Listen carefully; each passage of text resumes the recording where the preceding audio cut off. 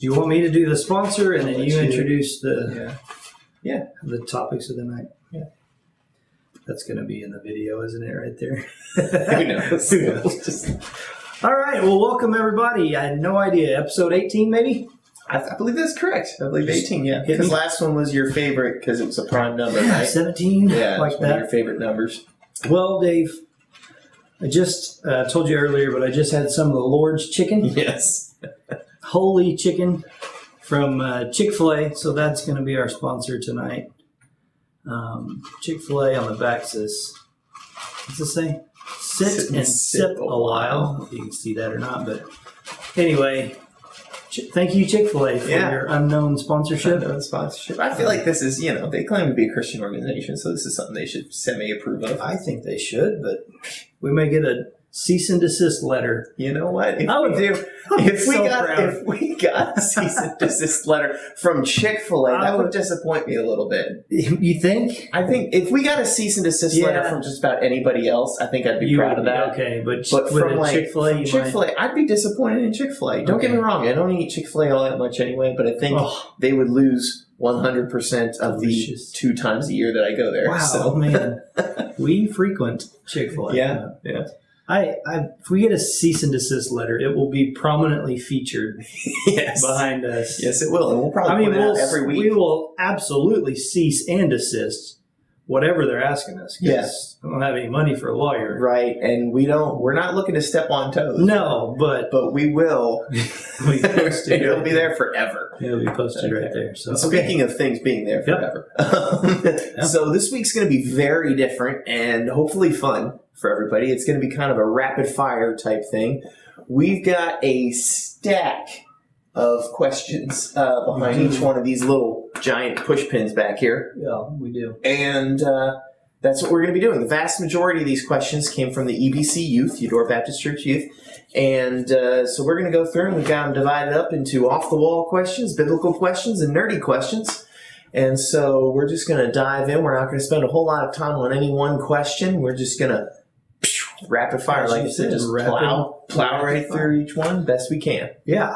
Some of these won't take long at all. Really. The first one, they were just wondering, how is your family doing? Yeah. So, Dave, how's the family? My family's okay. My family's okay. Eddie and Bert hold it down over there? They were a little bit sick last week, dealing with some sort of stomach thing, but no COVID. Rona? No Rona. That's good. So, doing good. How's your family? My family's good. Yeah, they were back at school, and so trying to learn and do all that stuff. Still doing homeschool, right? So, still do it. Yep, so Lisa. not a whole lot I can't take much credit for any of that. So Lisa Okay. does a good job. They would be much dumber if I taught them. So okay, well, she's good. Yeah, I think everybody's good. So there's one.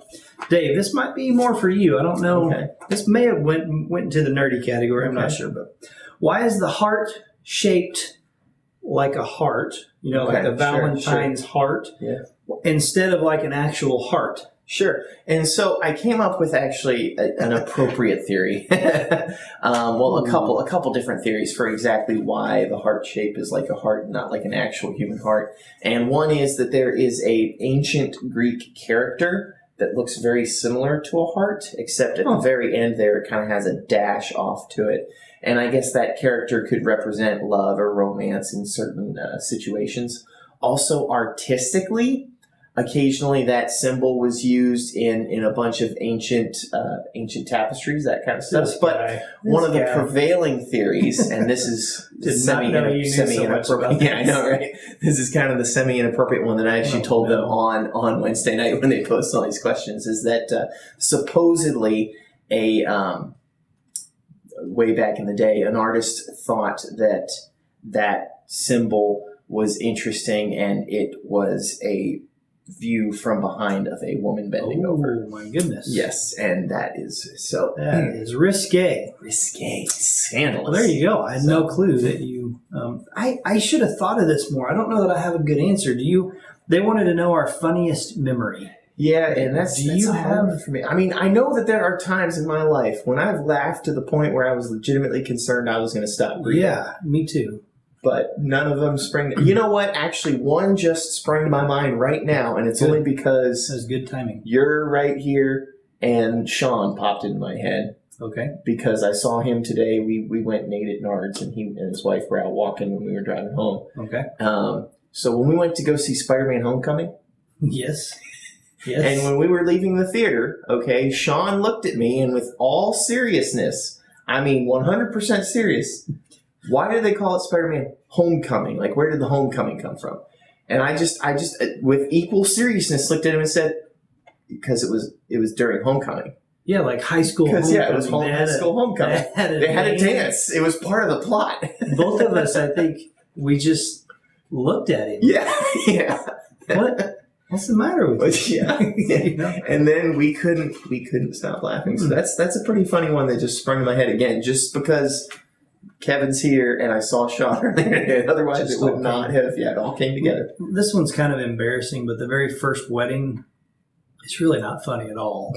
But the very first wedding that I did, it was a guy that I worked with, and it was the classic, like, who gives this woman away. Yeah. Bride standing there, arm in arm with her dad. Yeah. And I looked the dad dead in the eye, and I said, who gives this man away? Talking about the bride. So it's like the first thing I ever said in a wedding, and so I'm stressed now every time I do a wedding. Something. He looked at me. He goes, "You mean woman?" And I was like, "Yes, I do. I do mean woman." So anyway, terrible throw. Try again. Worse. Okay, I have given this exactly 0 thought. Yeah. Okay. Dave, is a hot dog a sandwich? So I think that if you're talking about a hot dog, like just the hot dog, no, it's just a well, tube of meat. yeah. I assume they mean the bun. In the bun, yeah. I'm gonna say yes, actually. If it's served, in the bun with condiments, I really think it meets kind of most of the. Yeah, I mean, at bare minimum, you could definitely probably call it a hoagie.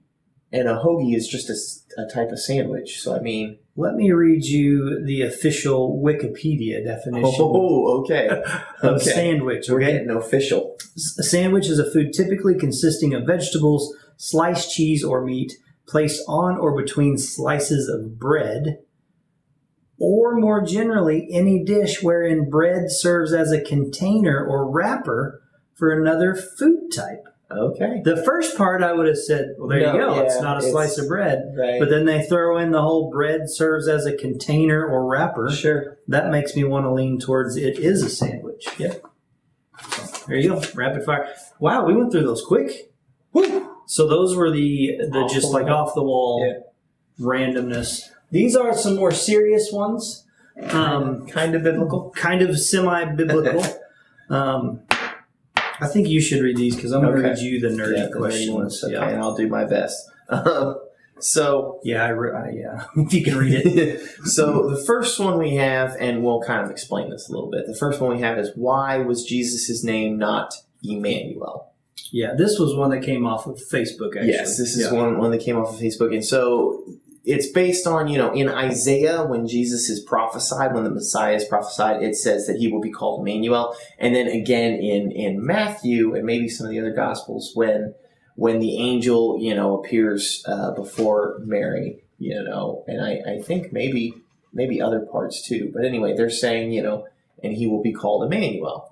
So why was his name Jesus? So if you just read that, you'd be like, somebody made a mistake here. Sure. Mary, you didn't listen right. Right? Like, Mary, what's wrong with you? And so the simplistic answer is that, you go back to the original language, and he will be called Emmanuel doesn't necessarily mean he will be named Emmanuel. Emmanuel means God with us. God with us. Right? It's made clear, especially in the New Testament, he will be called Emmanuel, which means God with us. Like right after, I think maybe there's a comma, maybe there's not, I don't know. Yeah. But which means God with us. And so he was called God with us. Yeah, that's who he was. God. That's who he was. He was God with us. So his name didn't necessarily have to be Emmanuel for him to be called Emmanuel. For him to be God with us. Yeah, for him to be God with us. Same thing like, he will be, if you said he will be called the Messiah, well, he wasn't named the Messiah. Well, no, but that didn't stop him from being the Messiah. Yeah. So that's the simplistic answer for you. And then another one, how does God know how to help us in times of need? Yeah, so, I mean, there's a couple things that spring to mind. One, he knows everything. Right. So you got that. Sure. got that going for him. Two, we often ask, right? We often ask, God, I'm in need. Yeah. Well, at least we should. We should be asking. And then... Without ceasing, right? Yeah. And then three, I need to look up this verse. When you start talking, I'll look it up because I should have done that already. But he came as a man and can sympathize with our weaknesses. Yeah. And so there's that as well. Yeah. I mean, he has been here, done that, was tempted in every way that we are. Right. We were, the Bible says. And so, I mean, you combine all that. Yeah. And it's just I know the verse you're talking about when Paul says we don't have an impersonal Savior, but one who is tempted in every way as we are. So honestly, my brain pretty much just stopped after the whole "He's God and He knows everything." So I probably honestly didn't put nearly as much thought into that as I should have. No, yeah. I mean, that's enough, really. And it should be enough in some cases, but often it's probably not going to be enough for certain people, and that's probably why Paul said that statement in the first place, right? Yeah. That's why it's in the Bible. Yeah, Hebrews 4:15 was one of the references. For we do not have a high priest who is unable to sympathize with our weaknesses, but one who in every respect has been tempted as we are, yet without sin. Big distinction there at the end, but still, went through the temptation, and so understands temptation. And so then the next part is what we were saying. We should go and ask him. So it says, let us then with confidence draw near to the throne of grace, that we may receive mercy and find grace to help in time of need. So there you go. Yeah. All right. Rapid fire. And so... okay. I just wrote one word on this. It just says miracles, question mark. The question, if I remember right. Okay, I remember now. Yeah, I remember now. Read it again, Dave. I think you... Okay, so the actual question, it's not just the word miracles with a question mark. It's actually why don't we see any big miracles like we see in the Bible? I remember they said, why don't we see big miracles all the time? Yes. Like they did in the Bible. And so I guess, you look through the New Testament and there are things, you've got resurrections. I mean, people being raised from the dead almost left and right. I think there's 4, resurrections besides Jesus resurrecting himself. Yeah. There's 4 resurrections from the dead in the New Testament. All sorts of healings, people spitting in mud, rubbing it on eyes, and people seeing all of a sudden, So why don't we see that today? And I assume you have an answer ready. I've got a couple. So one, when they say all the time, you got to remember when you're reading the Bible, you're reading thousands of years of history. And so that's not necessarily all the time. Right.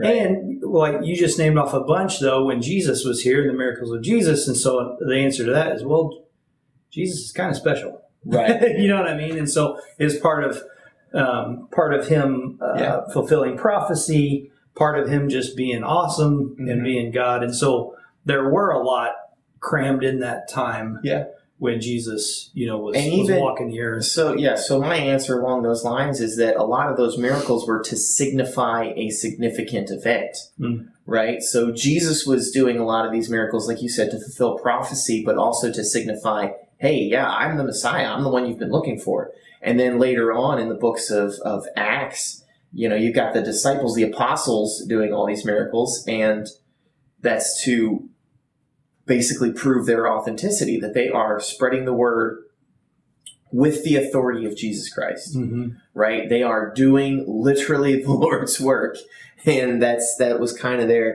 how they proved their credentials. And what I told someone, kind of when a similar question came up is that, they didn't have the Bible that they could just go to say, oh, well, here's what, they needed kind of that extra little kick in the pants, right? They needed kind of that extra show of power in order to get people invested in. And today we have the Bible. Yeah. And I do think things still happen. Yeah. That, we had, it's been a couple of years ago, maybe, well, not quite a couple of years ago, almost, probably, where we had I don't know if you remember the mom come and talk about how her son had drowned. I mean, he was. Oh yeah, yeah, he was dead. Dead. You know what I mean? And so I think and is doing great now. Yeah. You know, and so I think there are still things that do happen. Sure, and we don't know about. Yeah, and I think the question wasn't why don't miracles happen, because I think they understand miracles, and I believe miracles do still happen. There are things that happen all the time that defy science, and of course the skeptic would call it a coincidence, but without the presence of coincidence, we would have nothing to compare it to, right? So, I mean, so boom. What does the Bible mean when it talks about baptizing for the dead? And so that's a very good question, because that's from 1 Corinthians 15, I think verse 29. Yeah, it's right in there. Yeah.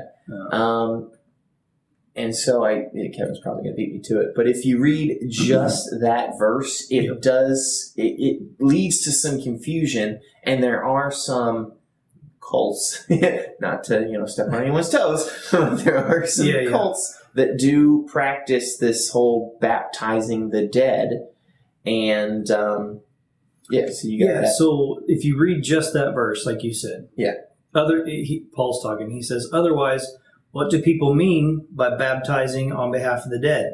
If the dead are not raised at all, why are people baptized on their behalf? Yeah. And so if you just read that, you think, whoa, Paul, you're throwing a curveball here. We've never seen anything about this, heard anything about this. Now all of a sudden we're baptizing people for the dead. What they were doing was, let's say I died, and Dave then would get baptized for me. He was still alive. Right. We'd baptize Dave. I guess there would have been a concern maybe about your soul. My soul. And so Dave would step up to the plate and get baptized for me. And so that was the idea and what was happening there. So but it's important that if you read through the whole chapter, he's not condoning that activity. No. Okay? What he's doing is he's defending the resurrection of not just Christ, but also us. Yeah. That we will be resurrected in the last day for believing in Christ. And some of the people in Corinth didn't buy into that. They didn't believe in the resurrection. And so that's what he's doing, is he's arguing pro-resurrection. Yes, we will be resurrected. And he comes to this point of, otherwise, why are you baptizing people for the dead in the first place? He was kind of pointing out their hypocrisy in some ways of their saying, it'd be like saying, like, you're saying there's no resurrection from the dead, but then you're baptizing people for the dead as if there's going to be a resurrection for the dead. He was just kind of pointing out, like, you're making no sense here. So basically, he was employing sarcasm. So obviously, I love that section. But so that's what it means, is that the church in Corinth that Paul helped to establish was either they were importing some of their old pagan practices into their Christian faith, or B, they were misinterpreting kind of baptism, and they were kind of doing the whole, you've got to be baptized to be saved, and these people, they died without being baptized, so we're going to have someone be baptized for them. With this giant attack. That was good. Sorry. We're supposed to be dispensing I'm wisdom. Sorry. We're supposed to be dispensing wisdom. You were. You're stabbing yourself with a giant thumbtack. So it's just another reason to read things in context. Yeah. And not, it's good to, say you see a verse and you're like, I love that verse. Well, read around it and make sure it means what you actually think that it means. Yeah, sure. Or that verse makes no sense, like this one maybe. Well, read around it and make sure that what it's actually talking about. And so, honestly, what does it mean by baptizing for the dead? I did read a couple things, and they don't know 100% for sure whether it was someone being baptized on behalf of the dead or exactly what was going on there. But we do know that it's the only place it's really mentioned in the Bible, and it's not as a hey, do this type thing. No. Okay, it's being used as an example, like Kevin said, of hypocrisy on behalf of the Corinthians. Yeah. So, there you go. This one, yes. Can God heat a burrito so hot he can't even touch it? Oh man! Have you ever bit? There's a whole there's a comedian that talks about this, but have you ever bit into like a Hot Pocket or like the Totino's pizza rolls? Yeah. Have you ever bit into those? Lava sauce. Oh, it just melts your mouth. Yeah. I mean, I think the roof of my mouth is scarred for life for some of those in high school. So this would be the burrito. Can God make a burrito that is too hot? It's very similar to, and some of you may have heard this question before, like, can God, create a rock so big that not even he can lift it? Yeah. And it kind of all comes back to, it's really just the question in and of itself is a logical fallacy. And so the Bible verse that I would throw out whenever someone asks one of those types of questions is from Proverbs 26:4. Do not answer fools according to their folly, or you will be a fool yourself. Okay? Yeah. So don't take the question too seriously, to be quite honest. And that sounds a little bit harsh, but God is, he's all powerful, but that doesn't mean he can defy the laws of logic. Which he created. Right? Yeah, that's a good point. So he's not gonna defy the laws of logic because he created the laws of logic.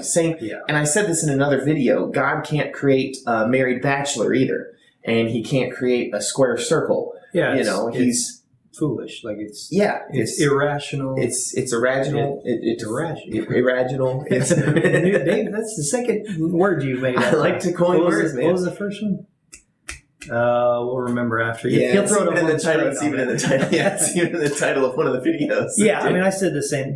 He's specific. Yeah. God is a perfect, logical, rational being.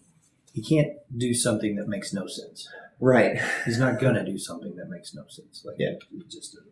Is that So, it? That's all? No, you got one. Oh my gosh. I'm still quite a few more. Wait, look at it. I'm sorry. I can make your brain questions up in here. So, what type of tree was the cross made of? Okay. We don't know. The Bible doesn't say. Right. However, we can guess that it's going to be a tree that's native. I knew you'd have some to the area. It's going to be a tree that's native to the area, which does narrow it down a little bit. Sure. However, I don't think that they were necessarily picky on what tree they used. It was probably just whatever was available and in someone's way. Hey, cut that one down. Let's use that one next. Yeah. So we don't know. That's a decent question, and it's a good one to ask God when you get to heaven, right after how many licks does it take to get to the center of a Tootsie Roll Pop. You can ask, what type of tree was the cross made of? I wonder how far down on... Oh, that was a good throw. I wonder how far down on the list, like even that question is, of things we'll actually want to know when we get to heaven. Yeah. I hope it's pretty far down. Yeah, when you put it like that, Kevin. Yeah. Okay, so here's a good one, and hopefully we can... Yeah. This one required more thought. Yeah, so when you're in heaven, will you get to see how... people you shared with... will you get to see if they ended up in heaven, or will you get to know if they got saved? If you don't know on earth whether someone got saved, what will you know in heaven? Yeah, so because, there are verses that talk about no crying in heaven, no sadness. And so I'll go on record as saying I don't know for sure. Like this is not like one of those where I feel like super confident. I found one article that talked about it, and they use these verses, so I'll read them to you and we'll just share what we think. It was Isaiah 65, 16 and 17. And it's talking about like the new heaven and new earth. It says, so that he who blesses himself in the land shall bless himself by the God of truth. And he who takes an oath in the land shall swear by the God of truth, because the former troubles are forgotten and are hidden from my eyes. For behold, I create new heavens and a new earth, and the former things shall not be remembered or come into mind. And so they were taking this, they were basically saying, no, you're not going to remember things that would I've heard the question asked once, will I think of loved ones who aren't in heaven, which would be, I would imagine, an extremely sad thought. Sure. So one way to say it is, I think this was maybe John Piper wrote that, but is that no, you're not going to remember those things. And he was making the distinction between it's not that you'll forget everything, but the former troubles are forgotten and hidden from my eyes. So it's possible that we wouldn't remember some of those things, that God could just kind of blot that out. Do I know for sure? No, I'm not going to. Yeah, and I'm not going to say I know for sure either, and I'm much less prepared. I don't have Bible verses, but there is a section that talks about the saints, in heaven, talking about their deeds on earth. And so I think I'm going to disagree with John Piper on this one. Yeah, no, it's okay. And I think that we probably will know. And I did talk about this with the youth a little bit when they were writing up all these questions. Was, I think that in the grand scheme of heaven, though, it's really not going to be as almost big of a deal, because it's going to be like, we get to heaven, we're in the presence of the perfect and loving God. And so would we know at that point in time, are our loved ones in heaven or hell? We probably would, I would think. And ultimately, though, like I told them, I think it's going to be tempered with the additional knowledge of, they were the kind of person who nothing was ever going to be good enough to convince them. Yeah. Or, so there's going to be that additional knowledge. Or again, it'll just be like one of those little things where it's like, but look at all these lives you touched, right? Here's all the people you had a positive influence on who are now in heaven. This loved one is not, but so I don't know. Again, like you said, I don't know. Yeah, I mean, it's a tough sell in some ways for it, and I'm not saying that's wrong, because I don't know. Right. It's a tough sell, though, probably for a lot of people to be like, it won't really be that big of a deal. You know what I mean? Like, sure. Especially when you're talking about loved ones or a spouse or kids or, Yeah. So you could be right, or sure. And I think that it's so glorious and so good that you're just overwhelmed with that. Yeah. And I think so that's where I could see maybe putting it that way more than like it's a smaller deal. I don't know. I get what you're saying. Yeah. And I think that's why it's such a hard sell, is because we literally have no way to conceive of the glory of heaven. You're right. Yeah, that's why it's kind of hard sell, is because we just don't have any frame of reference. All we have is how much we love people here on earth. Yeah. And yet that love is going to be literally overwhelmed by the love of God in heaven. So. Yeah, that one's tough. That's one that I don't know that we're going to know until we get there. Yeah. It's a good question. Very good. It is a good question. With the flood, did God only keep 2 of each water creature? Yes. So that's an interesting one, because, of course, Noah, the great flood, right? Noah loaded up 2 of each animal, male and female, put them on the ark, rained for 40 days and 40 nights. So how did that work with the fish and the Loch Ness Monster and all those? There's only one of them. Now, what happened to the other one? Maybe they only surface one at a time. So we just think there's only one of them, but they're living happy and, very whatever. Anyway, so there's lots of different ways to try and go about thinking about that question. Yeah. I mean, my answer would be he absolutely could have. Yeah. If you flood the entire earth, those waters are going to be pretty tumultuous. It's not inconceivable that a lot of sea creatures are going to perish in waters that, that vast. Also, it's possible that, at the time of the Great Flood, that there were just less sea creatures than there are today. The whole earth didn't just completely dry up of water. Yeah. Rains for 40 days, 40 nights. That's probably going to leave a lasting impression here on earth. It's possible that they survived. Yeah. Right? That they didn't need to be put on the... Let me read this to you. Yeah. And I hadn't thought of it until reading this. Genesis 7, 21, 23. And all flesh died that moved on the earth, birds that moved on the earth. Yeah. Birds, livestock, beasts, all swarming creatures that swarm on the earth, and all mankind. Everything on the dry land, in whose nostrils was the breath of life, died. He blotted out every living thing that was on the face of the ground. man and animals and creeping things and birds of the heavens. They were blotted out from the earth. Only Noah was left and those who were with him in the ark. So it does specify. So it's like, maybe it kind of specifies, but then you get to the end, only Noah was left and those who were with him in the ark. So it's interesting. Another one of those, we're not sure. Yeah, we're not really sure. It's a good one. Add it to the list. Add it to the list. So when you get down here, yeah, it's pretty far down. You can ask him. Yeah. So yes, that one we can, I don't know, either skip or put later. I don't know. But we've also... It says, why are Pop-Tarts called Pop-Tarts? Well, I think because they pop up. Right, they're out of the toaster, they pop up, and a tart is a type of pastry. Pastry, right? Yeah, so it's a toaster pastry. So much more sure on Pop-Tarts than I am about fish and Noah. Yeah, the Great Flood. Yeah, so there you go. Well, that was horrible. Just dreadful. Okay, so in the Bible, where does it talk about the gospel? So it talks about the gospel in the Gospels. Right. Which is a very crassly sarcastic way of saying it. But true. True. It's definitely Now, granted, you're not going to find the word gospel anywhere in the Gospels. Yeah. So a lot of times they call the gospel the good news. Right. The good news of Jesus. This definition says the teaching or revelation of Christ. And so in some ways you would have to say, if that's the definition of it, it's like all through, right? Because it's pointing towards Bible.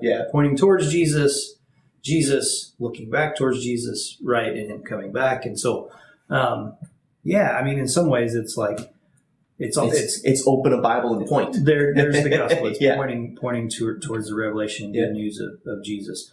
I think probably I wonder at least if.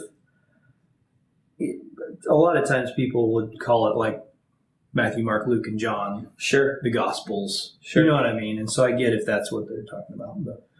And maybe it's just like, where does it, where in the Bible does it define what the Gospels are? Yeah, or specifically. If we wanted to narrow it down to a few verses or something like that. Yeah, you probably could. I didn't. Yeah, I don't know if you did. No. Didn't think to do that. My answer was just the simple sarcastic one because that's how I do things. That's how I roll. That's good. That's good. Is that all that's all the serious That's all the ones? Bible questions, man. That's it. That's it. We're on to nerdy questions. We're on to nerdy questions. And it's a decent stack. It is a decent stack. So we'll see how I can. So this is basically all This Dave. one has part of the. This is basically all Dave. So here we go, Dave. Yeah. Do animals get diabetes? Yes, they do. I kind of thought they did. I worked at a vet clinic for like 2 years, and we saw several fat, blubbery dogs and cats come in that had the diabetes. Had the diabetes, and they had to get insulin shots regularly. So, just the same type of treatment.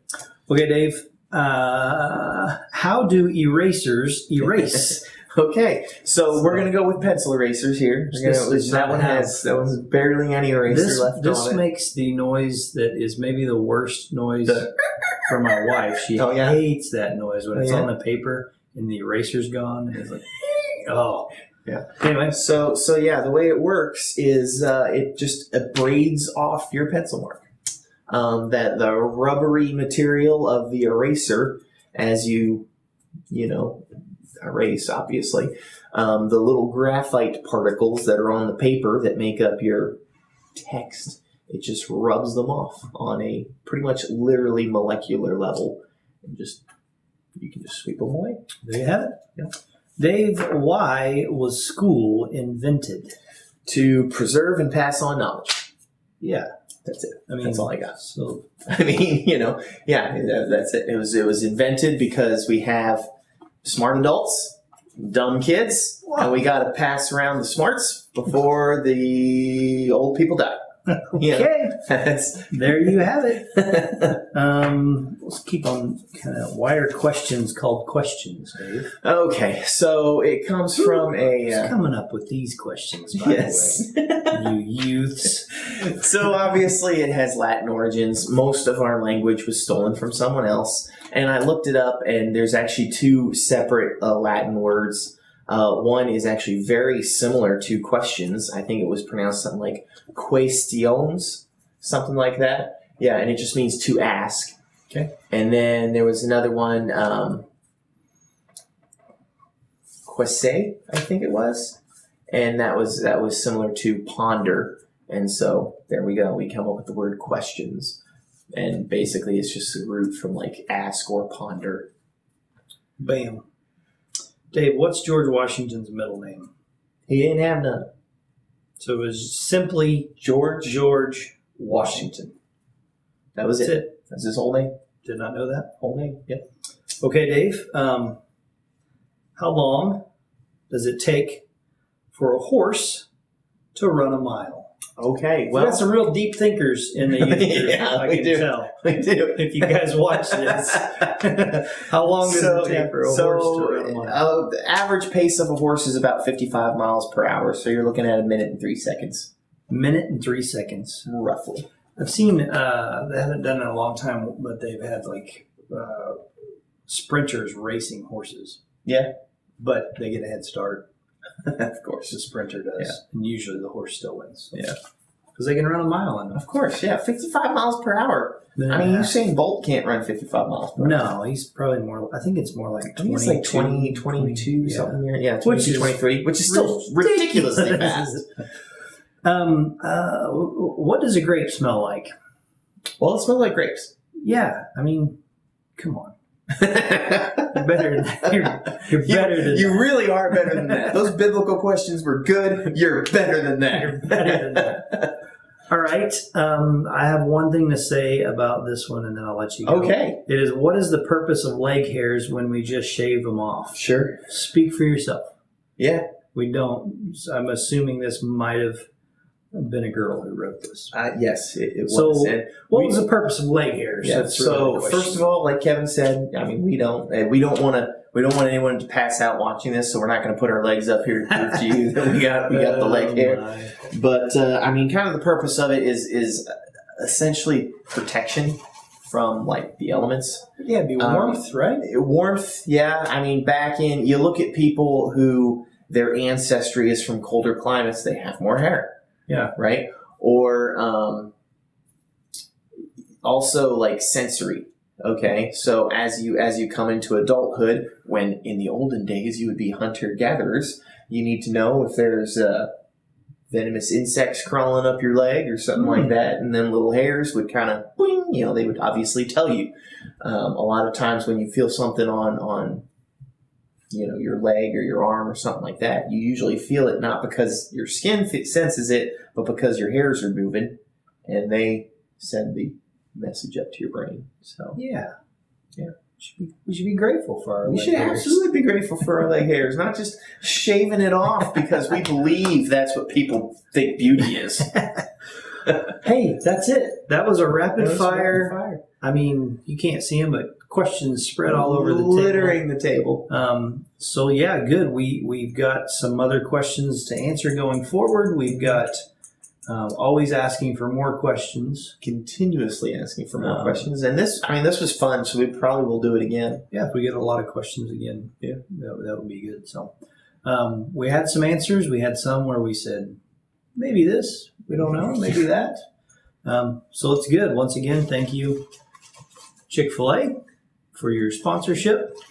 Do we have you have dad jokes? Oh yeah, I was about to shut it down without the dad jokes. I've done that before. I only have two. You shut it down before the nerdy question. I mean, that was I only have basically two. sacrilegious. One is terrible. Okay. It's not great. What? Oh, I did not even realize. Okay, they're both about tents. Oh, okay. Wow. So get ready to go camping, I did everybody. not even realize I did this. Dave, did you hear about the circus fire? No. It was intense. What? Oh, yeah. Okay, and then the last one. You can't run through a campsite. You can only ran. because it's past tense. I do like that one. That one's a little better than the circus that was one. decent. Anyway, it probably would have been better if I forgot them, but that's okay. That's all I've got for tonight. So appreciate y'all. Got anything to add other than goodbye? So long. Farewell. Auf Wiedersehen. Adieu. Adieu. You and you and you. You. Okay, we're gonna Oh, stop. man. See y'all next time.